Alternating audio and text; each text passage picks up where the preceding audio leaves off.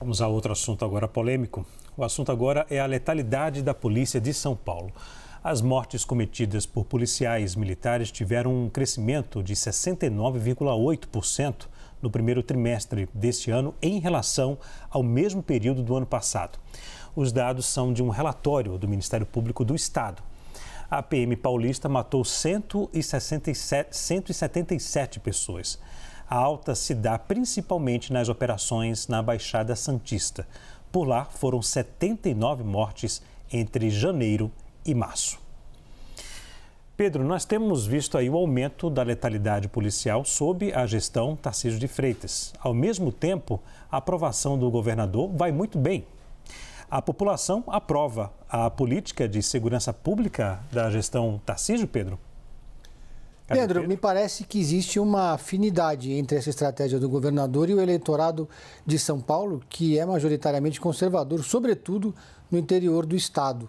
Por isso que há esse nível de aprovação do governador e também essa aprovação, essa estratégia que é polêmica e controversa na região da Baixada Santista, né? A gente vê o governador relutando com a utilização das câmeras corporais, elas não foram retiradas dos uniformes dos policiais, mas não houve nenhum investimento novo.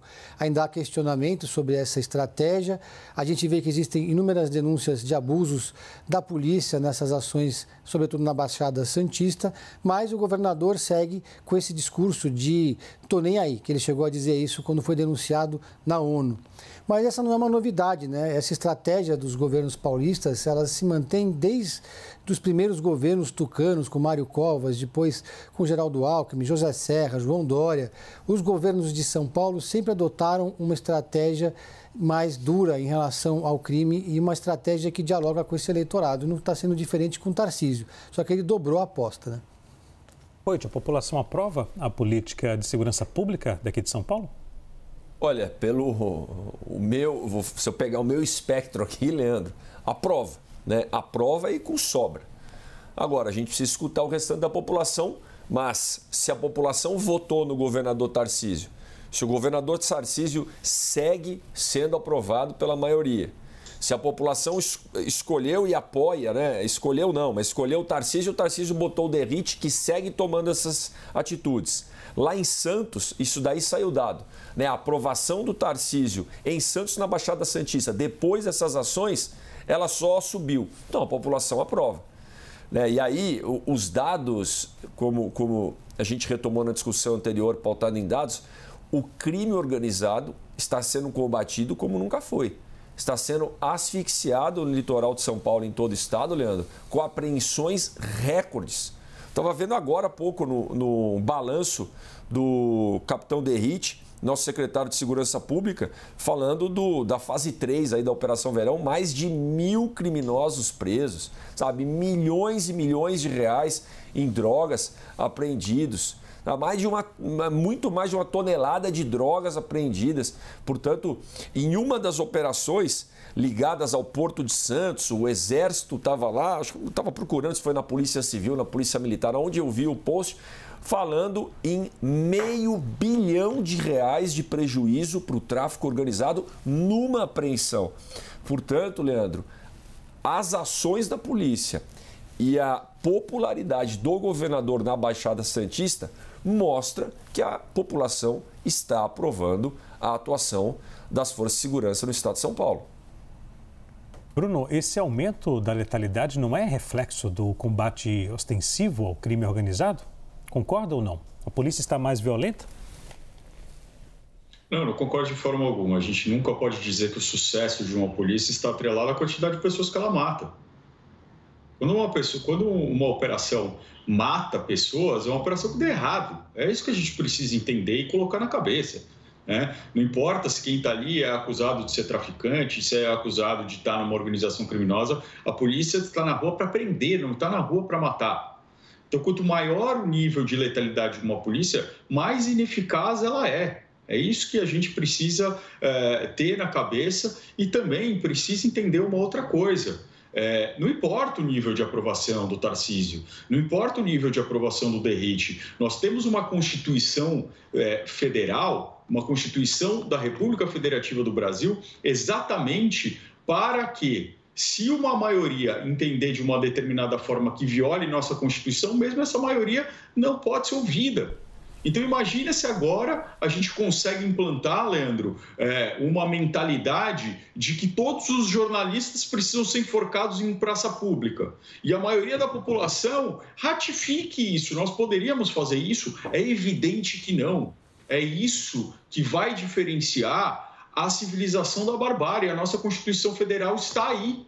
Então, não importa se grande parte da população aprova a barbárie, continua sendo barbárie, continua sendo violação de direitos humanos você matar uma pessoa que você pode prender e você aumentar o número de mortes. Nós estamos falando de 177 pessoas. E aí eu sempre te pergunto, dessas 177, quantas você aceitaria que fossem da sua família em prol do combate ao crime organizado? Em prol do combate aos bandidos, né? Porque a gente sempre está olhando esses 177 como se todos fossem bandidos. E que é ser bandido? Ainda que fosse bandido, poderia ter sido morto, poderia ter sido executado, né? Não é só confronto policial, isso é o que vem escrito em todos os lugares. Isso é o que vem escrito, como naquele caso do Rio Grande do Sul, onde um rapaz que chama a polícia, o rapaz era negro, claramente, porque estava sendo esfaqueado por uma pessoa branca e ele é preso. Sabe o que aparece no boletim de ocorrência? Ele foi preso porque resistiu à prisão, porque ele atacou os policiais. Quando as imagens mostravam claramente que ele dizia, olha, ele veio com uma faca atrás de mim, né? Ou como carregador, ou como o entregador de aplicativo que acabou sendo perseguido por um policial outro dia e alvejado, porque esse é o bandido. É fácil você colocar um rótulo na cabeça de alguém e aí você faz o que quiser. Aí vira só um número nas estatísticas de letalidade policial. Ah, mas é em prol de uma limpeza, é em prol de uma purificação da nossa sociedade. Esse argumento já foi utilizado muitas vezes na nossa história. Nenhuma vez deu certo. Todas as vezes incorreu em catástrofes humanitárias. E a gente não pode repetir isso. Oito. Olha, eu dei a minha opinião aqui, vou passar para o Pedro também falar, viu, Leandro? Mas eu discordo de algumas coisas que o Dr. Bruno disse, porque compara com algo que aconteceu lá atrás na sociedade, né, que o presidente Lula fez questão de citar recentemente, que para mim não é comparável, né? Pelo amor de Deus, né? Compara com o enforcamento de jornalistas em praça pública, o enfrentamento do crime organizado. Doutor, que sejam investigadas todas as mortes, tá? Porque se teve alguma morte que o bandido se entregou, que foi executado, que a polícia não cumpriu com a lei, que sejam investigados, sejam punidos. Mas aqui nós não estamos falando de jornalista com liberdade de expressão. Não estamos falando longe do maior massacre humanitário que aconteceu no Holocausto. Não é isso. Tá? Porque essa comparação de higienização, de não sei o que, foi o que o senhor fez. Então, não é essa comparação. Eu estou falando do combate ao crime organizado. Então, eu só queria deixar essa opinião, e eu entendo o que o senhor diz, de, olha, isso aí não pode ter excesso, a gente não pode apoiar a barbárie, e eu não apoio barbárie. Não apoio excessos. Agora, que sejam investigados e punidos quem cometeu excesso. Mas nós estamos falando de um combate ao crime organizado. Porque o bandido aí, o traficante, esse não tem dó da polícia, não. Atira pelas costas, assalta e mata o cidadão também de bem pelas costas, sabe? Atira de fuzil, rouba o polícia e se ele se vê que o polícia está armado, está morto. O polícia não tem dó. Não estou falando, o ladrão não tem dó. Não estou falando, doutor, que isso é motivo para a polícia passar por cima da lei. Mas só para a gente lembrar que a gente não está falando de jornalistas serem enforcados em praça pública. Essa não é uma barbárie comparada à ação policial para combater o crime. E Leandro, eu falei do Pedro porque eu tinha falado no começo e eu quero escutar nosso amigo Pedro Venceslau aqui. Pedro foi citado. Os assuntos são polêmicos, a gente fica bastante sério. Senão eu vou ficar discutindo com o doutor Bruno aqui, ó. Por favor, Pedro, você foi citado. Posso só fazer um esclarecimento? Por favor, Bruno. Quando eu falei dos jornalistas, eu não fiz uma comparação, fiz uma metáfora. Né? São figuras de linguagem diferente. É quando a gente faz uma quando a gente faz uma abstração para levar a algum resultado. E eu também em nenhum momento falei do Holocausto, não falei da Alemanha nazista nem nada do tipo. O que eu estava me referindo é uma teoria que chama Labeling Approach, ou do etiquetamento social, que inclusive foi criado pela Escola de Chicago. Então não tem nada a ver, mas coisas pequenas começam e aumentam quando você desumaniza uma pessoa. Não precisa ser só o Holocausto, isso é muito mais próximo. Desculpa aí. Não, por favor. Se quiser interromper, é só falar que entra. Pode rebater o outro, não tem problema. Pedro, você foi citado. Por favor, você tem a palavra agora. Eu estou lendo um livro muito interessante que conta a história das milícias no Rio de Janeiro. E esse livro remonta a como que essas organizações surgiram a partir da ação de policiais militares truculentos no momento que o governo incentivava a ação da polícia militar e da polícia civil do estado do Rio de Janeiro de forma truculenta, vendendo essa ideia de bandido bom é bandido morto. Então eles criavam batalhões especiais com o argumento de que eles estariam lutando contra o crime organizado. Esses batalhões faziam extermínio, praticavam extermínios. Isso começou lá atrás, na verdade, nos anos 60 e 70, com a Scuderie Lecoq, que nada mais era do que um grupo de extermínio formado por policiais da ativa, e depois ela foi evoluindo para chegar no escritório do crime. Então, é assim que nascem as milícias. É assim que nascem essas organizações paramilitares, a partir de um discurso que incentiva a truculência policial, legaliza essa ação policial sem nenhum tipo de filtro, uma ação policial que muitas vezes desobedece os preceitos básicos da Constituição, os preceitos básicos da humanidade. Muitas ações policiais que acontecem na Baixada Santista ocorrem com as câmeras corporais desligadas ou então com policiais que estavam sem as câmeras corporais, então você não tem como saber exatamente o que aconteceu ali.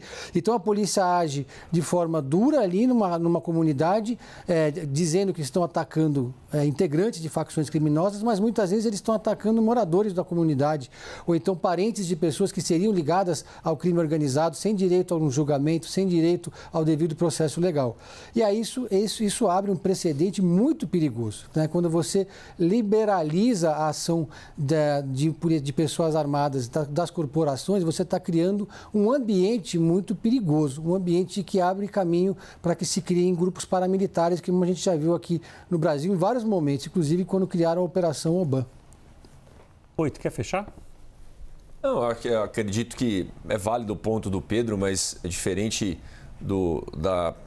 com todo respeito ao Rio de Janeiro, mas da corrupção que a gente vê não só na polícia, mas no que aconteceu com a formação das milícias, né, de provavelmente policiais que foram lá combater o crime, que não estou generalizando, não estou dizendo que são todos, mas aí acabaram liberando, tirando o traficante, assumindo a posição ali de criminoso, e o estado do Rio de Janeiro que está sofrendo um problema enorme, que tem em todo o Brasil, mas a polícia de São Paulo, ela tem algumas diferenças para lá, na minha opinião, tá, Pedro? Tá longe de virar uma milícia, tá? Agora, novamente, gente, excessos têm que ser punidos. Se a câmera acabou a bateria e não acabou, se a câmera estava quebrada, se justamente aquele policial que trocou tiro estava sem câmera, a gente tem corregedoria, a gente tem ouvidoria da Polícia Militar, tem Ministério Público que investiguem e que olhem se houve alguma irregularidade.